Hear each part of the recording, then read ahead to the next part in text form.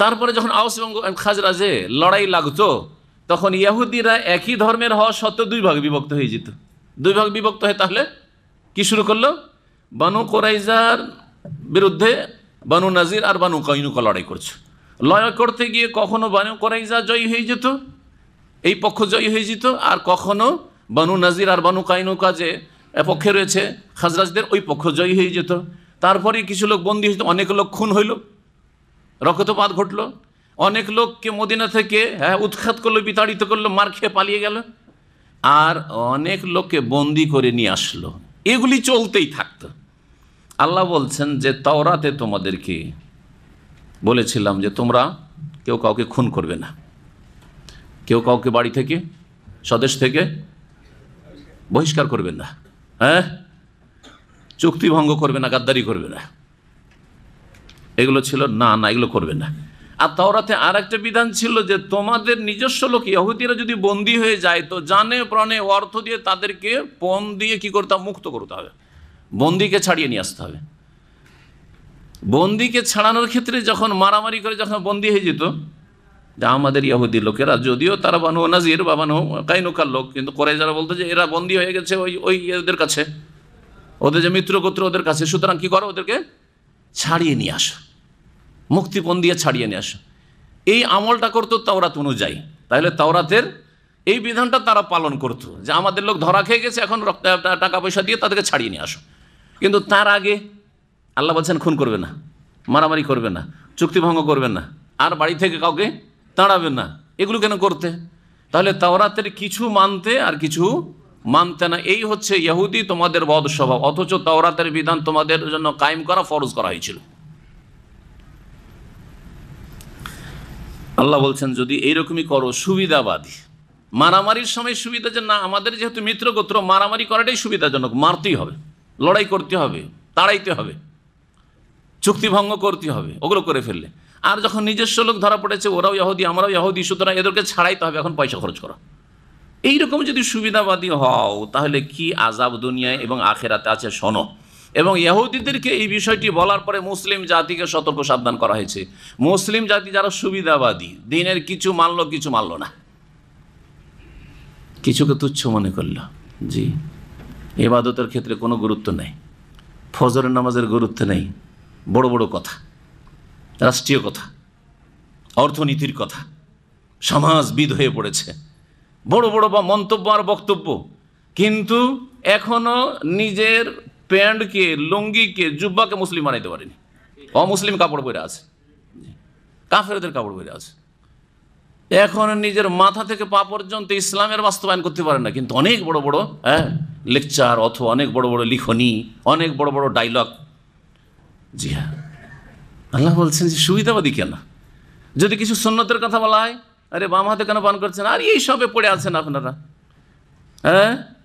পেশাব পায়খানা ইস্তেঞ্জা যদি মশলা শেখানো হয় যে ঢিলা কুলুক নিয়ে হাঁটা বিদাত, বলছে আপনারা এই দিয়ে বিশৃঙ্খলা কেন সৃষ্টি করছেন?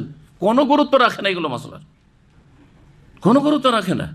দাড়ি সাইজ করতে করতে যদি রাখেও ইসলামপন্থী হয়ে, সাইজ করতে করতে দাড়ির অবস্থাই খারাপ।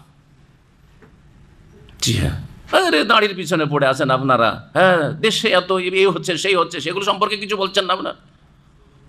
জি হ্যাঁ, এই যে স্বভাব সুবিধাবাদী, আমার কোনটাতে সুবিধা আছে, আমার প্যান্ট ঠিক করে তো কিছু পয়সা আসবে না, ভোগবিলাসের সামগ্রী আসবে না, আর দাঁড়িয়ে রেখে তো কিছু পয়সা আসবে না, সব ক্ষেত্রে দুনিয়ার স্বার্থ।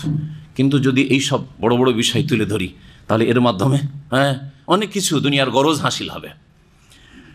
আল্লাহ বলছেন এইরকম জীবনের প্রতিটি ক্ষেত্রে আরেক শ্রেণীর বিদআতপন্থীরা আছে যারা তৌহিদ আকীদার কথা নেই, তৌহিদ আকীদার কথা বললে গায়ে জ্বালা, সুন্নতের অনুসারী হইতে আর বিদআত থেকে সতর্ক করে, নিয়ত পড়া বিদআত, আর এইসব নিয়ে কি আছে, সব যে যা করছে করতে দেন।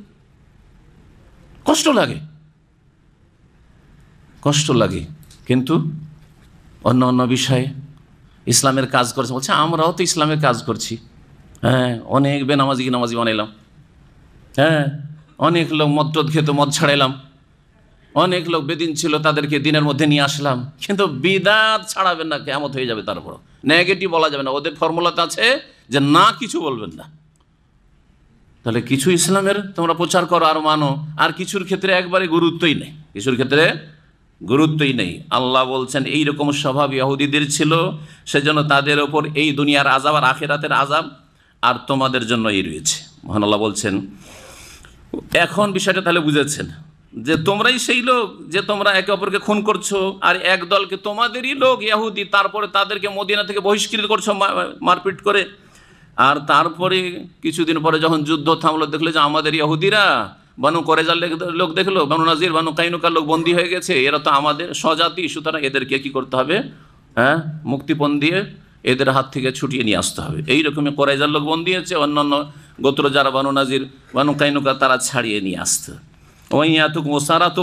তোমাদের কাছে যখন ইহুদিরা বন্দী হয়ে আসে তখন আবার ওদেরকে ছাড়িয়ে নিয়ে আসো, তখন আবার তাওরাতের দোহাই দিয়েছে, তাওরাতে যে ছাড়িয়ে নিয়ে আসতে বলা হয়েছে, ইহুদির মদদ করতে বলা হয়েছে ইহুদিকে, সুতরাং মদদ করতে হবে। অথচ ওহুয়া মুহাররামুন আলাইকুম ইখরাজুহুম, অথচ প্রথমে ওদেরকে দেশ থেকে বিতাড়িত করা আর মারামারি করা আর এইসব ঝগড়া করা এইসবই হারাম করা হয়েছিল তাওরাতে। এই পরিস্থিতি তৈরি হতো না তোমরা কলহ বিবাদ না করলে আর মারামারি না করলে। আফাতুমিনুন বিবাদিল কিতাব, তাহলে কি তোমরা আল কিতাবের মানে তাওরাতের, ইহুদিদেরকে বলা হচ্ছে তাওরাতের, আর আমাদের আল কিতাব হচ্ছে কোরআন কারীম, সর্বশেষ কিতাব যেহেতু, আর তাওরাতকে রহিত করা হয়েছে সেটা ইহুদিদের জন্য, বর্তমানে খ্রিস্টানদের জন্য, সারা বিশ্বের সমস্ত জাতির জন্য, সমস্ত ভাষাভাষীর জন্য। তোমরা আল কিতাব আল কোরআনের তাওরাতের কিছু বিধানের প্রতি বিশ্বাস করবে, যেমন মুক্তিপণ দিয়ে নিজ জাতির লোকদেরকে উদ্ধার করা, ওয়াতাকফুরুনা বিবাজ, আর কিছুকে অস্বীকার করবে, কিছুকে অমান্য করে অস্বীকার করবে। ফামা জাযাউ মান ইয়াফআলু যালিকা মিনকুম, তোমাদের মধ্য থেকে এইরকম যারা আচরণ করবে, কিছু মানলাম কিছু মানলাম না, সুবিধাজনক, তাদের জন্য ইল্লা খিজিউন ফিল হায়াতিদ দুনিয়া, দুনিয়াবী জগতে পার্থিব ক্ষেত্রে তাদের জন্য রয়েছে লাঞ্ছনা। আল্লাহ লাঞ্ছিত করবেন দুনিয়াতে। আজকে মুসলিম জাতি লাঞ্ছিত এই জন্য, পদদলিত এই জন্য, জুলমের শিকার এই জন্য যে ইসলামের সুবিধাবাদীরা কিছু মেনেছে কিছু মানেনি। সবচেয়ে বড় রোগ আকীদার ক্ষেত্রে অভক্তি, আকীদার পরিশুদ্ধি নেই, আকীদার সংশোধন নেই, আকীদা ভালো না থেকে এদের অনেকে নামাজ রোজা করছে, যার ফলে দুনিয়ার লাঞ্ছনার আযাব চাপিয়ে দেওয়া হয়েছে। যদি আকীদা ঠিক থাকে, নামাজ ঠিক থাকে, পরিবারে হেজাব পর্দা নেই, একসাথে সাবালিকা মেয়েদেরকে কলেজ ইউনিভার্সিটি পড়িয়ে কাজের যোগ্য বানাইতে হবে, তাদেরকেও চাকরিজীবী করতে হবে মহিলাদেরকে।